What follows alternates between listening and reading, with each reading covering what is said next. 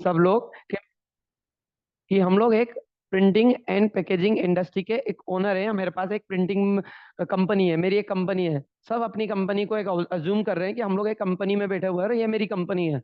Right ना? सबकी अपनी अपनी एक कंपनी बनी हुई है। राइट? और आप किसी कस्टमर को कितनी बेस्ट सर्विस देना चाहते हैं, तो उस बेस्ट सर्विस देने के लिए आपको क्या क्या रिक्वायरमेंट इंफॉर्मेशन चाहिए उस कस्टमर से, और आप क्या उसको डिलीवर कर सकते हैं, वो इंफॉर्मेशन अपने लोगों को गैदर करनी होती है। तो आप एक प्रिंटिंग इंडस्ट्री के ओनर है, तो एज अ ओनर आपको सबसे पहले, कोई अगर आपके पास कोई काम लेके आ रहा है, लाइक हम लोग प्रिंटिंग इंडस्ट्री से ही रिलेट कर रहे हैं, तो हम लोग प्रिंटिंग पैकेजिंग इंडस्ट्री के एक आप ओनर है।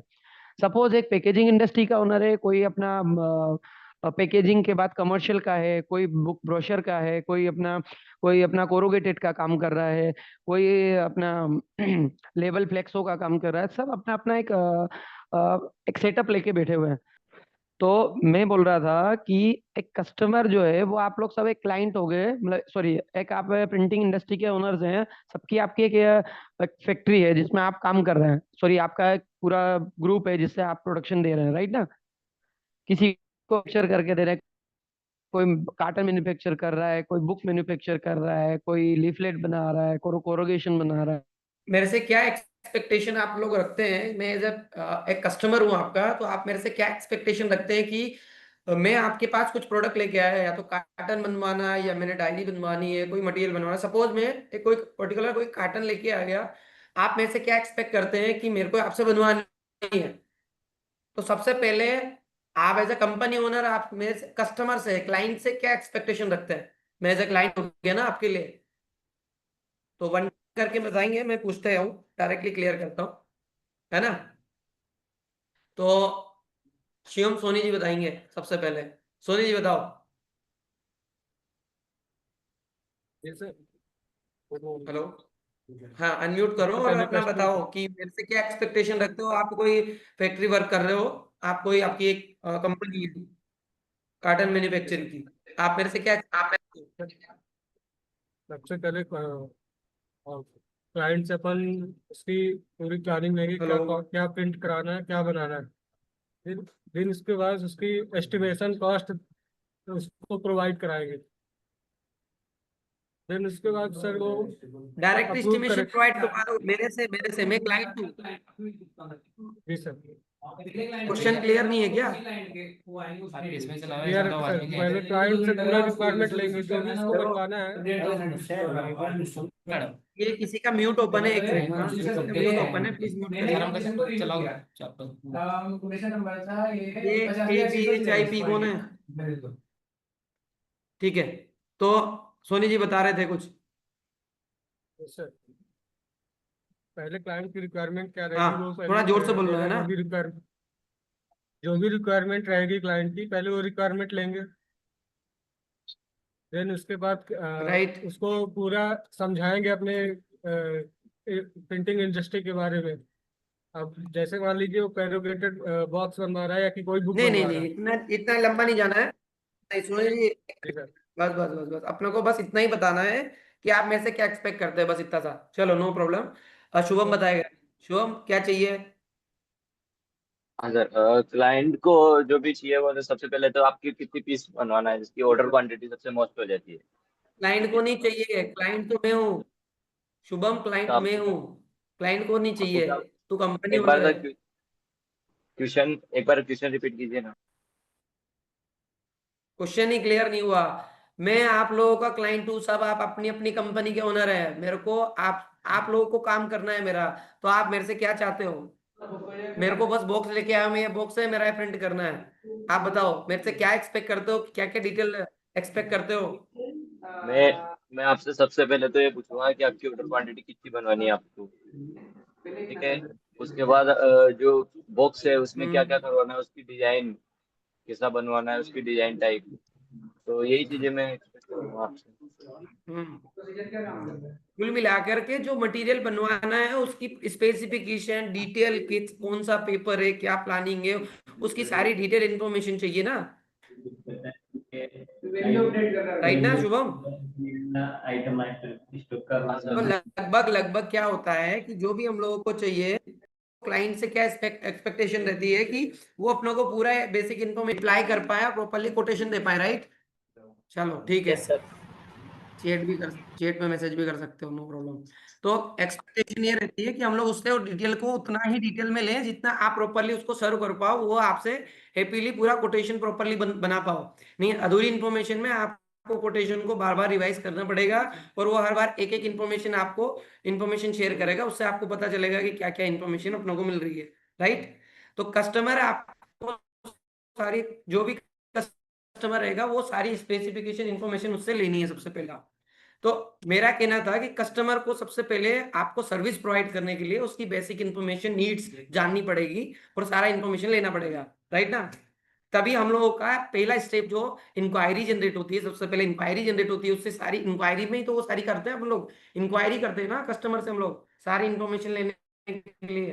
तो एक इंक्वायरी किया हम लोगों ने और उससे सारा डिटेल लिया कि उसका कार्टन का स्पेसिफिकेशन क्या है, साइज क्या है, कलर कितना है, पेपर कितना है। तो हम लोग इंक्वायरी की बात करते हैं, सबसे पहले कस्टमर इंक्वायरी आपको प्रोवाइड करवाता है, देन उस इंक्वायरी के पे आप कोटेशन बना कर देते हैं, राइट ना? तो एज ए कंपनी ओनर आपको कोटेशन देना होता है, कोटेशन देने के बाद वो कस्टमर कन्वर्ट हो जाता है क्या तुरंतली? नहीं होता है ना। स्टार्टिंग में हम लोग इंक्वायरी जनरेट करते हैं, देन उसका कोटेशन बना करके कस्टमर को शेयर करते हैं।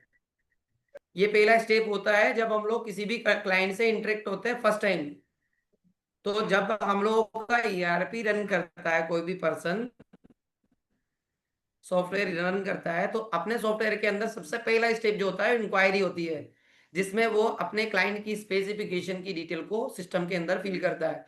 पहला स्टेप मैं आपको पहले ईआरपी का वर्कफ्लो पे कनेक्ट कर रहा हूँ, देन उसके बाद मास्टर पे कनेक्ट करूंगा, ठीक है? पहले ईआरपी वर्कफ्लो पता चल जाएगा तो आपको क्लियरिटी आ जाएगी। तो सबसे पहले कस्टमर आपके पास आया और वो इन्फॉर्मेशन को यहाँ पे आपने कनेक्ट किया, राइट ना? तो इंक्वायरी जनरेट किया, तो वो इंक्वायरी से आपका डेटाबेस के अंदर वो क्लाइंट एंटर हो गया। तो नेक्स्ट टाइम के लिए कभी भी कस्टमर से इंक्वायरी आएगा तो उस क्लाइंट पे हम लोग कनेक्ट करना चालू करेंगे।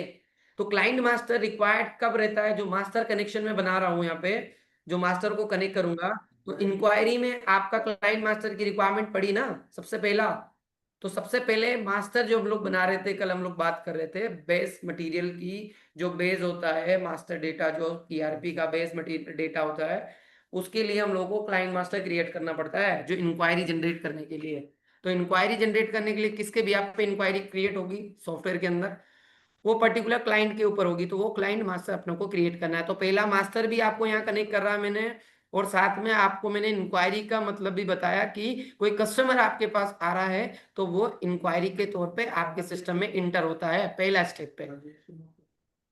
Got it my point? सबको क्लियर है? आप चैट बॉक्स में यस नो लिख सकते हैं, अगर किसी को भी कुछ भी डाउट है आप रेज हैंड कर सकते हैं या बोल भी सकते हैं। मैं थोड़ी देर बाद कुछ ना क्वेश्चन भी कर सकता हूँ ना, तो आप अटेंशन पर रहिएगा, और म्यूट ये वीडियो भी ऑन करके रखिए तो मेरे को पता भी चले कि आप लोग हैं अटेंशन में। तो हाँ, नेक्स्ट हम लोगों ने इंक्वायरी तो कनेक्ट कर लिया, इंक्वायरी से हम लोग कस्टमर को कनेक्ट करते हैं कोटेशन पे। जो मैंने इंक्वायरी का जो यहाँ पे स्क्रीन शेयर किया हुआ था, तो स्क्रीन शेयर में मैंने सबसे पहले वर्क फ्लो में क्या रखा हुआ है? कोटेशन रखा हुआ है। पहला स्टेप दिख रहा है, कोटेशन एस्टिमेशन एंड कोटेशन। तो हम लोग कोटेशन प्लानिंग करते हैं। अब कोटेशन प्लान करने के लिए आपने इंक्वायरी तो बना लिया है, राइट ना? इंक्वायरी जनरेट करने पे क्या होता है, मार्केट में आपके मार्केटिंग के 10 12 15% हो सकते हैं, राइट? हो सकता है किसी के पास मार्केटिंग में 1%, किसी के पास 2% हो, किसी के पास 10 हो, किसी के पास 15 हो, किसी के पास नहीं हो, नो प्रॉब्लम। तो डायरेक्टली कस्टमर क्या होता है, कुछ लोगों को ईमेल के द्वारा कनेक्ट होते हैं, कुछ लोग आउटलुक करके एक एप्लीकेशन है उसको मेंटेन करके रखते हैं, जिससे और वो कोई पर्टिकुलर अलग अलग वेबसाइट के तौर पे उससे कनेक्ट होकर इंक्वायरी जनरेट होती है। तो उस इंक्वायरी के बिहाफ पे क्या होता है, उसको कोटेशन दी। जब आपको कोटेशन की का एनालिसिस और प्लानिंग करके पूरा डिटेल में डीप डाइव प्लानिंग करके बता रहे हो कि जो भी आपका कार्टन है, बुक है, ब्रोशर है, जो भी आप मटेरियल बनवा रहे हो, कस्टमर जो भी आपसे बनवाने आया है, उसको आप क्या कॉस्ट पे उसको करके दे दोगे, वो एस्टिमेशन दे रहे हो। लाइक आप मार्केट में जाते हो किसी भी मटेरियल को खरीदने से पहले, तो मैंने एक वर्कफ्लो ओपन किया हुआ है सिस्टम के ऊपर, तो आपको दिख रहा होगा, स्क्रीन आपको शो हो रही है ना? तो नहीं, शेयर करिए एक बार, फिर से शेयर स्क्रीन करिए। शेयर कर। शेयर है ना? स्क्रीन नहीं है? एक मिनट, नहीं है वो। ओके मैं बस शेयर करता हूँ। हाँ, तो हम लोग कोटेशन से, मैं शेयर ही कर रहा हूँ तुम्हें। तो कोटेशन बनाने के लिए किसी भी मटेरियल को कैलकुलेट करके और कॉस्ट निकाल के देता है ना। जैसे कि मेरे को कोई मार्केट से काम करवाना था, किसी से कुछ बनवाना है, तो उससे मैं कॉस्ट निकलवाऊंगा, तो वो सारा क्या करेगा, उसकी उसका जो उसको काम करने में टाइम लगेगा उसको कैलकुलेट करेगा। देन उसके पास जो मटेरियल उसमें लगना है उसको कैलकुलेट करेगा।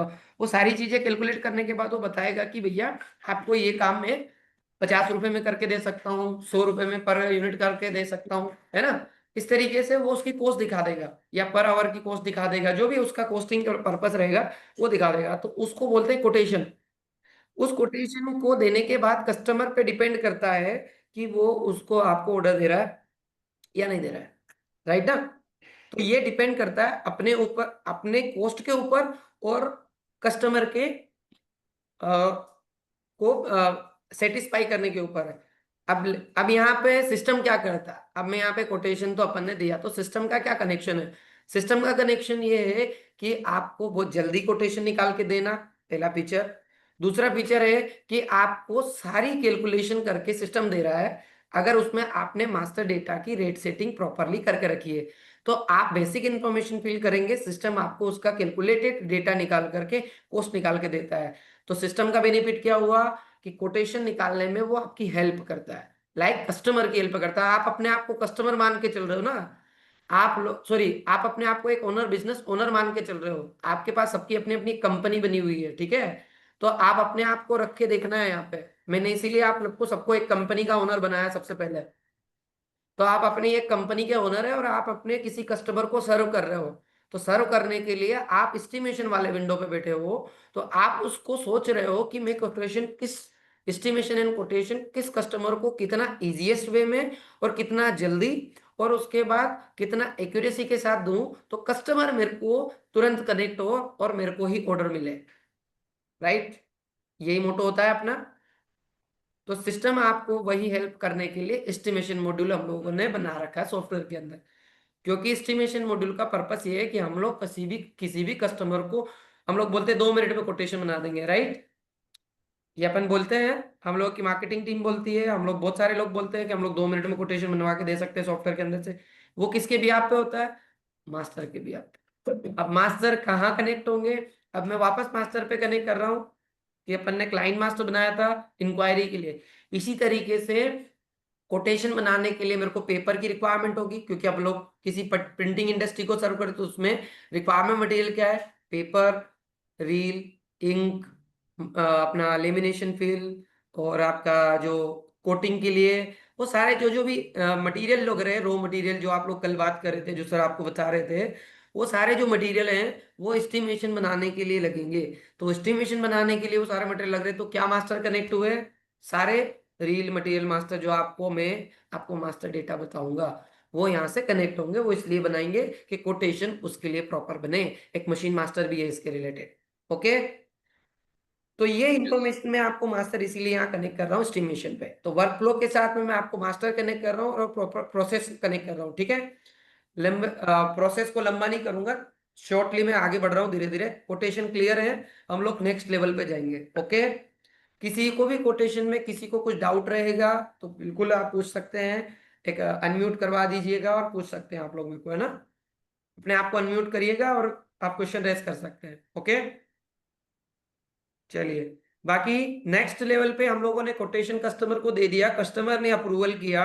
देखिए 2 स्टेप होती है, अगर कोटेशन अप्रूव होता है तो वो नेक्स्ट लेवल के लिए नीचे जाता है। और ये कस्टमर का अप्रूवल नहीं है, इंटरनल अप्रूवल भी है। 2 स्टेप होती है। हम लोगों ने कोटेशन बनाने के बाद हम लोगों के पास 2 स्टेप पे हम लोग उसको वेरीफाई करते हैं। पहला internal approval, then customer approval, जो रिसेंटली सिस्टम के अंदर बना हुआ है। तो customer approval, sorry, internal approval का मतलब है कि आपने कोटेशन निकाला, आपको मार्केटिंग पर्सन क्या होता है, अपनी सेल बढ़ाने के केस में कॉस्ट कम भी तो दे सकता है। तो हो सकता है मार्केटिंग पर्सन कोटेशन बना रहा है तो वो कॉस्ट कम निकाल के दे दिया और अपने कॉस्ट में अपने को नुकसान भी हो सकता है। तो कोटेशन निकाल तो लिया, लेकिन वो अथोराइज पर्सन जो चीजों को समझता है, प्रोडक्शन को समझता है, सारी चीजों को, क्या वो जॉब नुकसान में तो नहीं जा रहा, उसके बिहाफ पे कोटेशन देना होता है, राइट। ये नहीं है कि हवा में कुछ भी कोटेशन दे दिया, कस्टमर ले आया, फिर हम लोगों ने प्रोडक्शन करके दिया, तो हम लोगों को 50 पैसे में कोटेशन दे दिया था और हम लोगों को काम करते टाइम ही 75 पैसे में पड़ गया एक कार्टन बनाने का कॉस्ट, तो नुकसान हो जाएगा ना। तो इसीलिए हम लोगों से जो अपने यहाँ प्रिंटिंग इंडस्ट्री हम लोग जो सर्व कर रहे हैं अभी रिसेंटली इम्प्लीमेंटेशन टीम, उनसे एक सवाल हर कस्टमर एक ही पूछता है, मेरे को पीएनएल रिपोर्ट चाहिए, प्रॉफिट एंड लॉस रिपोर्ट चाहिए, कि मेरे को इस जॉब में मैंने प्रॉफिट कमाया या नुकसान कमाया। जो भी नुकसान हुआ तो वो प्रॉफिट एंड लॉस कैसे निकलेगा, क्योंकि कोटेशन निकलेगा, देन उसके बाद प्रोडक्शन का कॉस्ट निकलेगा, दोनों को कंपेयर किया जाएगा, देन वो हम लोगों को पता चलेगा कि अपन ने ऑर्डर तो 10 रुपए में बुक किया, प्रोडक्शन करने के बाद अपन लोगों को 11 रुपए में पड़ा, तो कितना लॉस हुआ, लॉस निकल के आएगा। लॉस हुआ तो लॉस निकलेगा, बेनिफिट हुआ तो बेनिफिट निकलेगा। उसमें मशीन की पावर और कॉस्टिंग, आपका प्रोडक्शन, मेन पावर, सब कुछ कॉस्ट जुड़ करके बताएगा सिस्टम। ओके, तो हम लोग यहाँ पे जो कनेक्ट किया हुआ है कि कोटेशन तो अपना बन गया है, लेकिन उसको ये अप्रूवल रिवीजन के लिए नंबर से कस्टमर को हम लोगों फिर ने से इंटरनल बताओ। कर लिए। कोटेशन रिक्वेस्ट फॉर बनाया, रिवीजन, यहाँ से फिर देन से हम लोगों बताओ। ने, हाँ हाँ, वहीं पे आ रहा हूँ, वहीं पे आ रहा हूँ। कोटेशन बना दिया, राइट। हम लोगों ने दो तरीके की इंफॉर्मेशन पे जा रहा है, एक अप्रूवल के लिए जाता है, एक रिवीजन के लिए जाता है, सॉरी, दो प्रोसेस के लिए हम लोगों ने कोटेशन को भेजा एज पर अप्रूवल पर्पस के पास, किसी अप्रूवल पर्सन के पास कोटेशन को। अब उस कोटेशन अप्रूवल के लिए गया तो इंटरनल अप्रूवल के लिए, तो इंटरनल अप्रूवल किया तो वो अप्रूव हो गया तो आगे बढ़ेगा।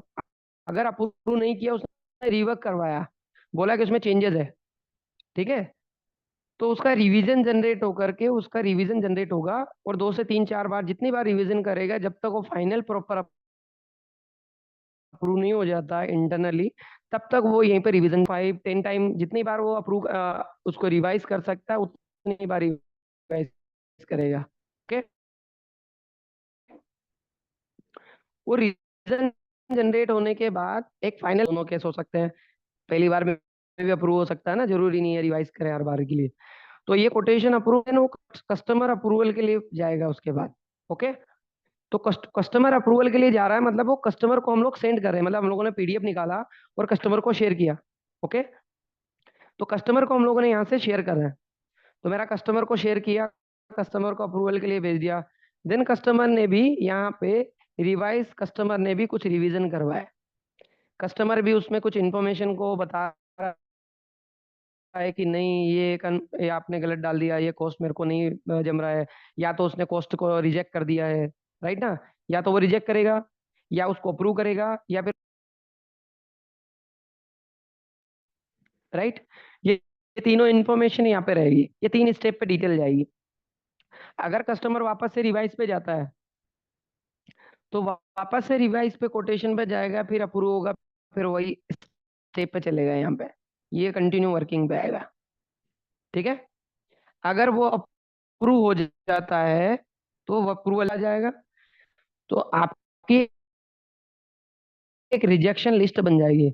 आप लोगों ने सभी ने कोड पैनल करके सिस्टम में देखा होगा, कोड पैनल या कोड लिस्ट, डेस्कटॉप में कोड लिस्ट, वो यहाँ पे ये तीनों इंफॉर्मेशन यहाँ पे मैनेज होती है, कोटेशन का पूरा डेटा यहाँ पे मैनेज होता है कि आपने कितने कोटेशन बनाए, कितने अप्रूवल किए, कितने ऑर्डर कन्वर्ट हुए, और कितने रिजेक्शन में गए। तो आप जैसे कि आप कस्टमर हो ना, आप अपने कंपनी के ओनर हो, तो आपको अगर एक मैं लिस्ट दूं कि एक लिस्ट में ओपन हो जाए और लिस्ट में आप ये देखें कि मैंने कितने कोटेशन एक महीने में बनाए। मनीष जी हेलो, बताइए, कोड पैनल का क्या बेनिफिट है? कोड पैनल से सर कस्टमर ने कितनी बार रिजेक्ट किया उसमें हम सारी डिटेल देख सकते हैं। ठीक है, इसके अलावा और? मनीष, हाँ सर। मनीष जी बताओ, और ये मनीष पाटीदार जी बताएंगे, दोनों बताओ। कोड पैनल का बेनिफिट क्या होगा, अगर मैं आपको एक कस्टमर हो ना, आप सॉरी एक आप कंपनी ओनर हो ना, तो आपको अगर मैं डिटेल एक लिस्ट दे रहा हूँ ना, जिसमें आपका सारा डिटेल है कि आपने कितने रिजेक्ट किए, कितने कोटेशन अप्रूव हुए, कितने कन्वर्ट हो गए, तो आपको क्या बेनिफिट मिलेगा उस लिस्ट से? आप अपने आप को रख रहे हो ना कंपनी ओनर में, तो आपको क्या बेनिफिट मिलेगा उससे? कोई एनीवन एल्स, दूसरा कोई बताएगा? पहला ये कि हम क्या क्या चीजें नेक्स्ट टाइम मिस्टेक नहीं करेंगे उसमें जो हमने इस बार की है।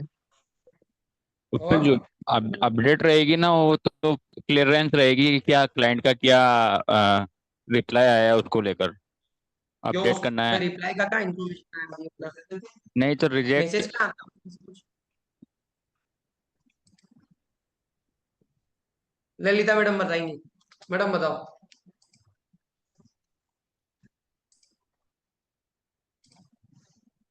हेलो। हाँ जी मैडम बताओ, अपना कोड पैनल से क्या बेनिफिट होंगे? कोड पैनल से ये बेनिफिट होता है कि अपने कितने कोटेशन बनाए, हम्म, किस स्टेज पे है अपना, कि वो इंडिविजुअल अप्रूवल पे पेंडिंग है या पोस्ट अप्रूवल पे पेंडिंग है, या उसका रिवीजन कितनी बार हुआ है, ये आप ओके चेक कर सकते हैं। ओके।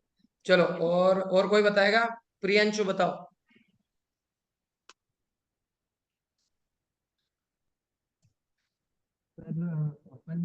प्रियांशु शर्मा बताएंगे। और कौन है? दो प्रियांशु अपने यहाँ पे, दोनों बता दो, कोई भी ज्वाइन है कि नहीं है?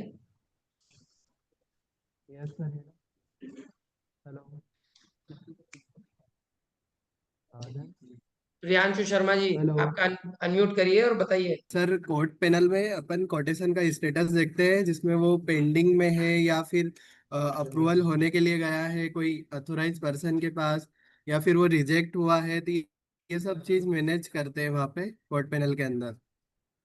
Okay okay. इशिका मैम बताएंगे।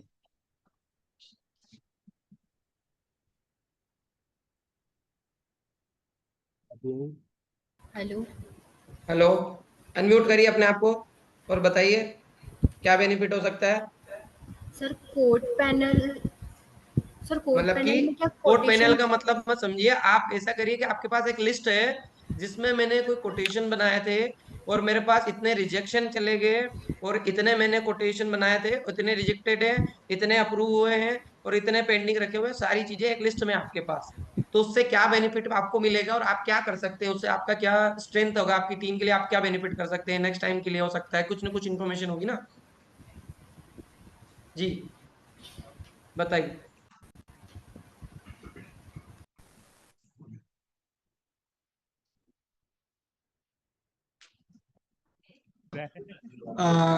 कोड पैनल से अपने को ये फायदा होता है, जैसे कि उसमें एक डिटेल कोस्टिंग करके भी एक ऑप्शन होता है, जिसमें अपन सारी कोस्टिंग वगैरह एक ही जगह मैनेज कर सकते हैं। डिटेल ओके, कोस्टिंग शीट, जिसमें अपने को सारा वो पता चलेगा कि वो वो तो पेंडिंग में है नहीं, हम कि लोगों को सॉफ्टवेयर का क्या फीचर नहीं है, दिखाना है दोस्त, अपने को और जो भी फीचर पे उसमें नहीं जो थे। भी उसका स्टेटस है वो सारा अपन वहां से डिफाइन कर सकते एक एक मिनट, अभी अपन हम अभी अपनी टीम के पास, बहुत सारी टीम के पास अभी वो फीचर पे हम लोग पहुंचे नहीं है। आवाज नहीं आ रही? हेलो। आ रही है, आ रही आ है। रही है आपकी आवाज। हाँ, तो बोलने मैं दो अभी उसको, सॉफ्टवेयर आप पे तो गया क्या नहीं बोल हूँ, रहे हो मैं समझ ही नहीं सॉफ्टवेयर आ के रही। बारे में बात नहीं कर रहा हूँ, डिटेल कोस्टिंग शीट वगैरह के लिए। मैं ओनली एक लिस्ट इन्फॉर्मेशन की बात कर रहा हूँ। अभी वहाँ पे डिटेल कोस्टिंग शीट या जो जो फीचर है वो फीचर पे नहीं जा रहा हूँ। मैं ओनली ये बता रहा था कि एक लिस्ट में आपके पास है, डेटा है, किसी क्लाइंट का डेटा है, कि आपने जितने भी आपके क्लाइंट, आप सबको मैंने कंपनी ओनर बनाया था, सुबह आते से सबसे पहले मीटिंग स्टार्ट किया तब सबको एक कंपनी ओनर बनाया मैंने, राइट ना? तो आपके पास लिस्ट है कि भैया मेरे पास इतने कस्टमर है, उसमें से इतने रिजेक्शन में गए, मेरे एक महीने का एनालिसिस कर रहा हूँ मैं एक रिपोर्ट को, तो मेरे पास इतने रिजेक्शन है, इतने क्लाइंट मेरे पास कन्वर्जन में है, इतने पेंडिंग पड़े हुए हैं, तो उससे क्या बेनिफिट मिल रहा है, ये पूछ रहा हूँ मैं, क्वेश्चन यही है मेरा और कुछ नहीं है।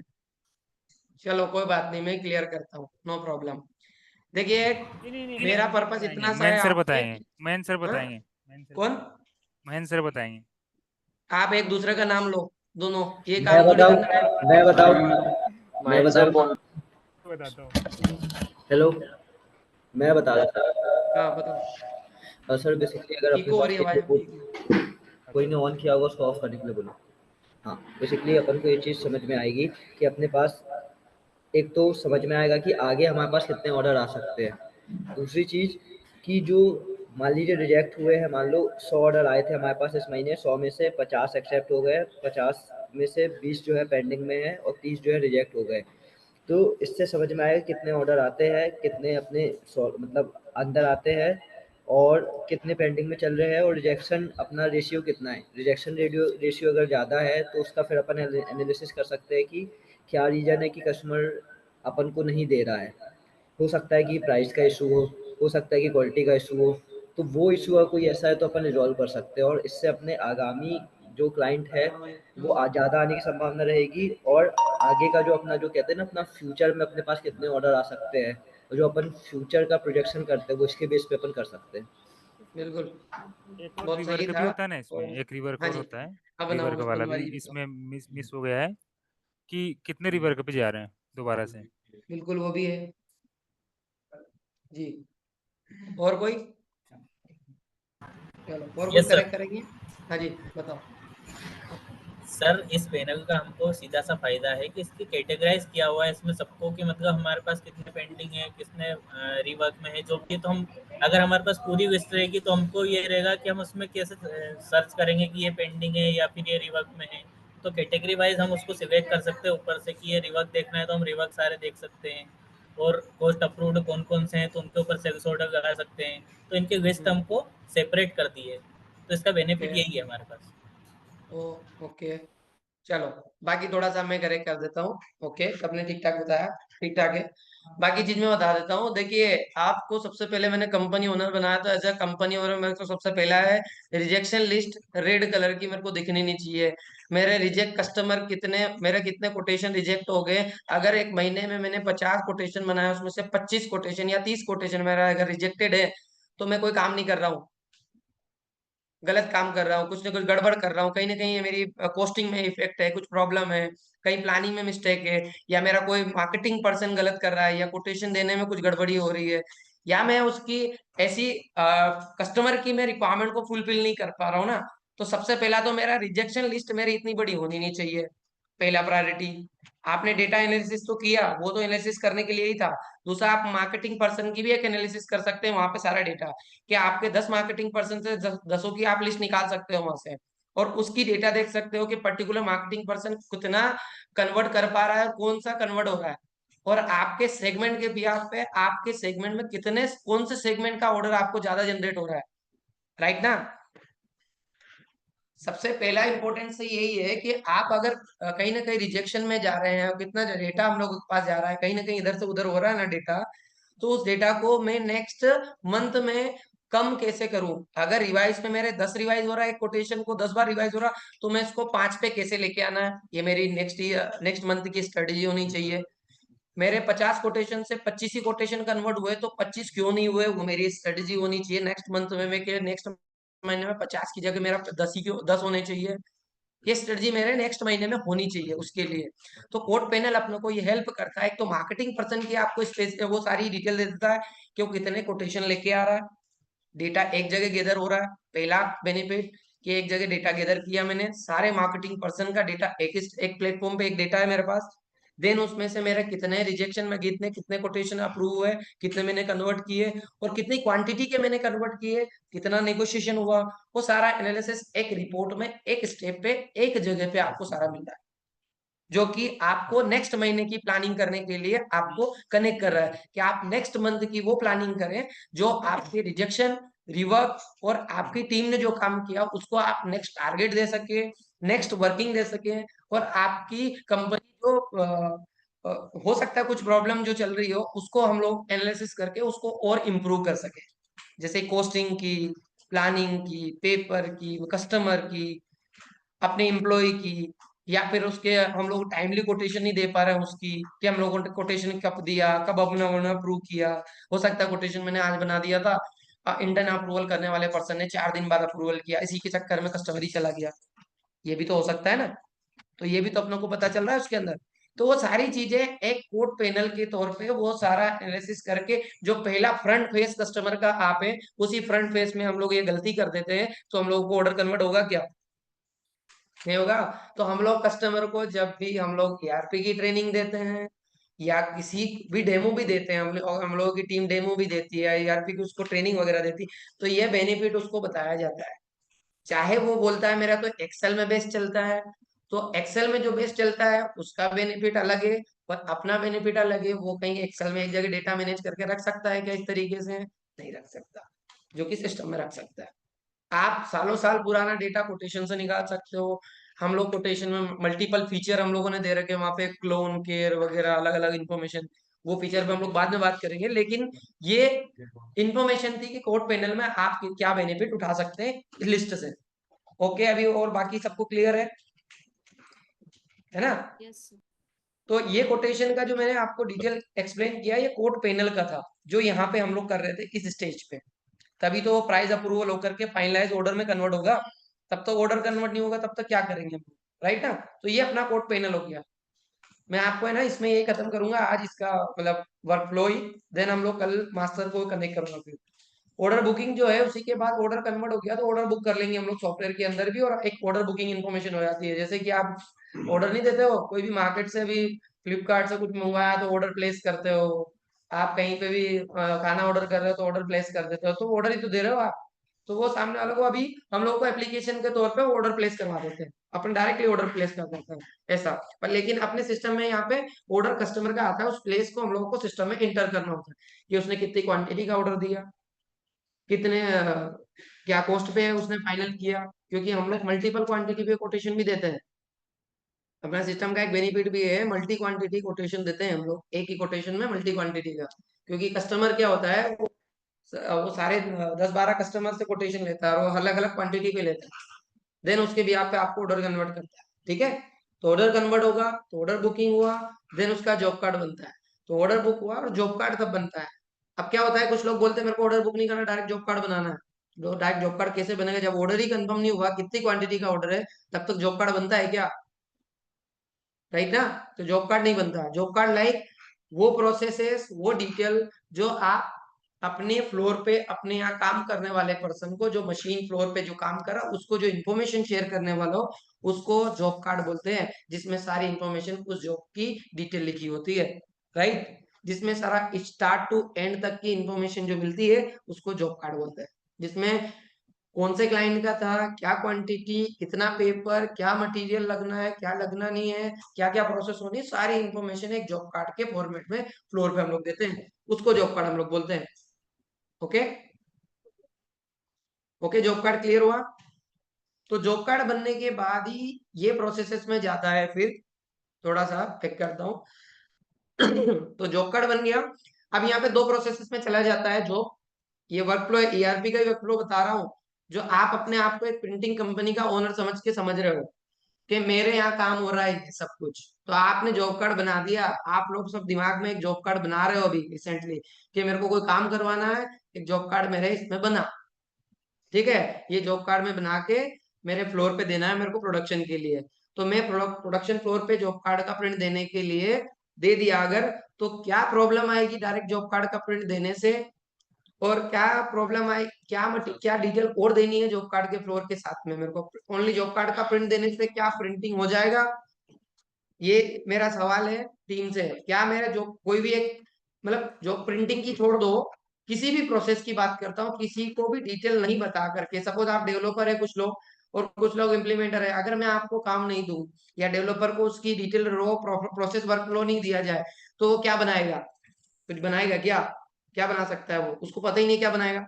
अगर बना भी दिया, उसको मैंने बोल दिया भैया ये बनाना है, कुछ भी एक दे दिया, एक कार्टन दे दिया कि ये इसका वर्क फ्लो बनाना है सॉफ्टवेयर के अंदर, अब उसको प्रोसेस नहीं पता है तो वो क्या बनाएगा? नहीं बना सकता, जानकारी नहीं है, कुछ भी बनाता। अगर बनाया भी देगा तो कुछ भी बना देगा, फिर वो कोई काम का नहीं होगा, राइट ना? अब इम्प्लीमेंटेशन में भी सेम केस, अगर उसको ट्रेनिंग सॉफ्टवेयर का पूरा पता ही नहीं है तो ट्रेनिंग देने बेटा क्या ट्रेनिंग देगा, उसको पता नहीं है तो। ठीक है, तो पहले क्या होता है कि हम लोगों को उसको प्रोसेसेस बतानी होती है। तो जैसे फ्लोर पे जाने के लिए पहले हम लोगों को डिटेल देनी पड़ती है कि ये जो भाई इतनी क्वांटिटी का इतने पेज लगेंगे, इसलिए डिटेल वगैरह सारा प्लानिंग इन्फॉर्मेशन देनी पड़ती है, जो कि मशीन ऑपरेटर को नहीं पता होती, क्योंकि वो मशीन ऑपरेट करता है, न कि वो प्लानिंग करता है कि मशीन में कैसे 4 अप चलेंगे, 5 अप चलेंगे, कौन सा पेपर चलेगा, क्या चलेगा, उसको उसका मतलब नहीं है। उसको मतलब है आप मटेरियल दो, प्लेट दो, प्रिंट किया, उसका काम वो काम नहीं है कि वो प्लानिंग करके प्रिंट करेगा। प्लानिंग करना एक प्लानिंग डिपार्टमेंट होता है, पीपीसी डिपार्टमेंट जिसको बोलते हैं, प्रोडक्शन प्लानिंग कंट्रोल। ठीक है, तो पीपीसी टीम उसको कंटिन्यू करती है। Got it?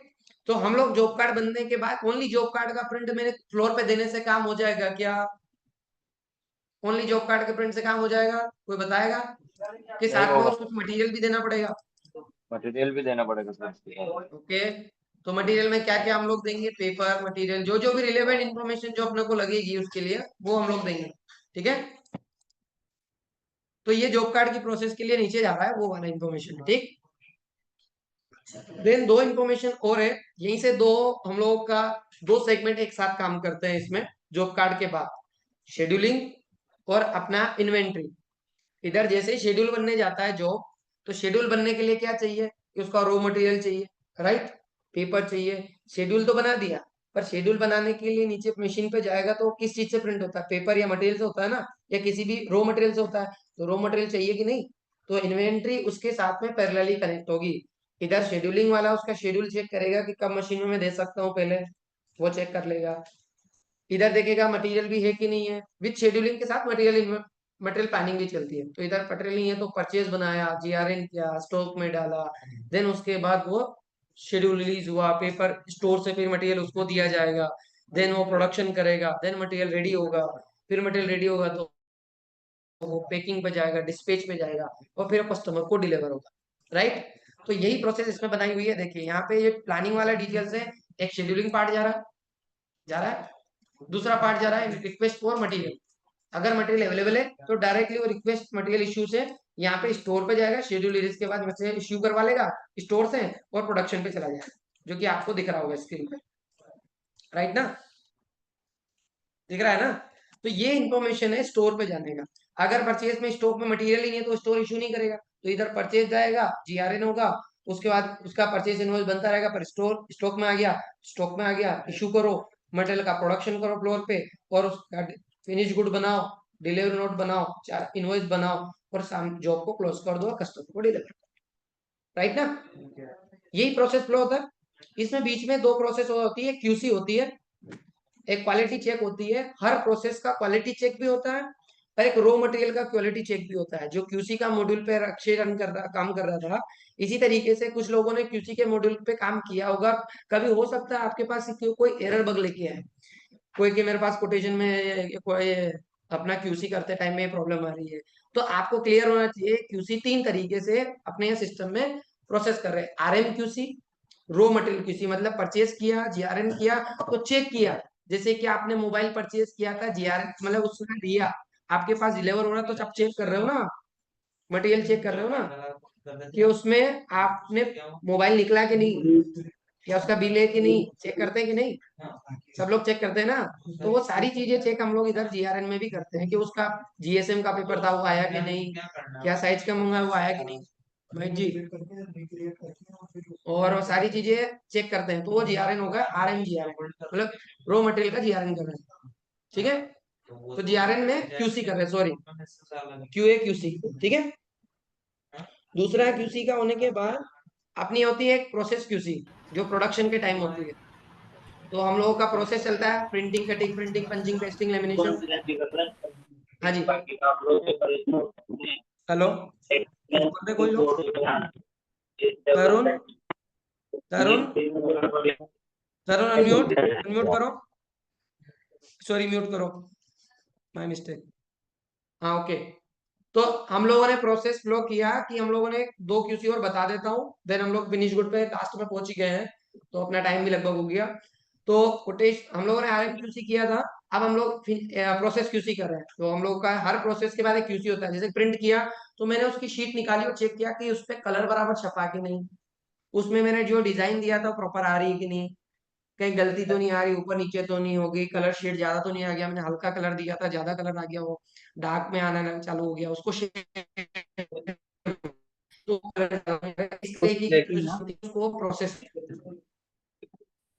आपकी वॉइस ब्रेक हुई, एक से गायब हो रही थी, मतलब तो कल अपडेट भी करी मैंने फिर भी नहीं हुई। हाँ अब वो मुझे बोल रहा है कि आपके यहाँ, मैंने कहा सर नहीं आपके यहाँ। हाँ इसको बोल दो यार। अच्छा ठीक है, हाँ ठीक है। तो आरएफक्यूसी हो गया और जीआरएन है। लास्ट प्रोसेस होता है एफजीक्यूसी, जो फिनिश गुड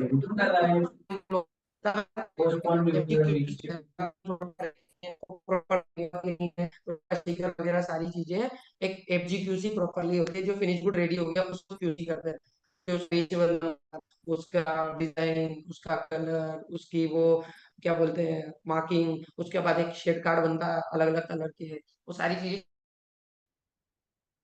2 मिनट में क्वेश्चन भी कर देता हूँ तो क्लियरिटी भी मेरे को मिल जाएगी।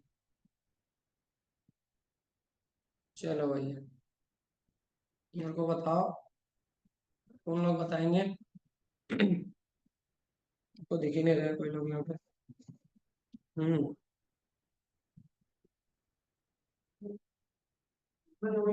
तरुण, ये तरुण जी बताओ कि वो डेवलपमेंट से तरुण बताओ, एडमिन से जो ज्वाइन है तरुण, बताओ प्रोसेस फ्लो में कोई कंफ्यूजन है? क्यूसी में कोई प्रॉब्लम नहीं है सर। 3 टाइप की क्यूसी बताइए आपने। सबसे पहले रॉ मटेरियल की क्यूसी होती है, जो भी अपन ने परचेस के बाद जेआरएन हुआ है मटेरियल, उसका अपन क्यूसी करते हैं। उसमें पता चलता है कि जो मटेरियल अपन ने एग्जैक्ट मंगवाया था उसका जीएसएम ओके है या नहीं, उसकी साइज ठीक है या नहीं वगैरह, उसका चेकअप होता है। देन प्रोडक्शन क्यूसी होता है, जिसमें अपन चेक करते हैं कि जो भी प्रोडक्शन के टाइम पे प्रिंटिंग हो रही है तो प्रिंटिंग सही से हो रही है नहीं, जो इमेज उसके ऊपर प्रिंट होना चाहिए वो प्रॉपर हो रही है कि नहीं, कलर वगैरह जो भी शेड जाना चाहिए प्रॉपर जा रहा है कि नहीं, वो होता है। जन आखिरी में होता है जो लास्ट क्यूसी क्यूसी होता है, उसमें क्वालिटी चेक होता है प्रोडक्ट का, फिनिश गुड का, कि जो प्रोडक्ट बना है एक्चुअली वो जो क्लाइंट ने एग्जैक्ट मंगवाया था उसके लिए है कि नहीं है। राइट, बिल्कुल, ये 3 क्यूसी था। बाकी वर्क फ्लो में तो जो वर्क फ्लो अपना वर्किंग का प्रोसेस था स्टार्ट से कोटेशन, कोड पैनल तो समझ में आया ही था, फिर approval, order booking, job card, हाँ कोड प्रोडक्शन, पैनल आया था। मटेरियल इन्वेंट्री, है ना, और आरएम इन्वेंट्री को मैनेज किया, शेड्यूल किया, प्रोडक्शन किया और डिस्पैच किया, ये वर्क फ्लो था। राइट ना। अब इंटरनेट का तो क्या कर सकते हैं, इंटरनेट तो इंटरनेट है, अब उसको तो मैं कुछ नहीं कर सकता, लेकिन ट्राई करेंगे कल से और कुछ। ठीक है, तो अगर ऐसा कुछ रहे तो बताना, कल और कुछ तरीका चेंज करेंगे। बाकी कल ये वर्क फ्लो तो आप लोगों को क्लियर हो गया, तो कल हम लोग मास्टर पे आएंगे, और मैंने कुछ मास्टर का बताया था, क्लाइंट मेरे को रिक्वायर्ड था इंक्वायरी पे कोटेशन बनाने के लिए मटेरियल, रॉ मटेरियल की जरूरत है, जैसे कि पेपर, मटेरियल, रील वगैरह। राइट ना, तो थोड़ा सा समझ के आना पेपर किस तरीके का होता है, पेपर में क्या क्या क्वालिटीज होती है ना, जीएसएम क्या होता है, तो थोड़ी चीजें देख के आना। तो कल हम लोग मास्टर डेटा पे बात करेंगे, आइटम मास्टर और दूसरा वाला जो भी मास्टर है अपना, है ना, लेजर मास्टर और आइटम मास्टर पे हम लोग कल बात करेंगे। ठीक है।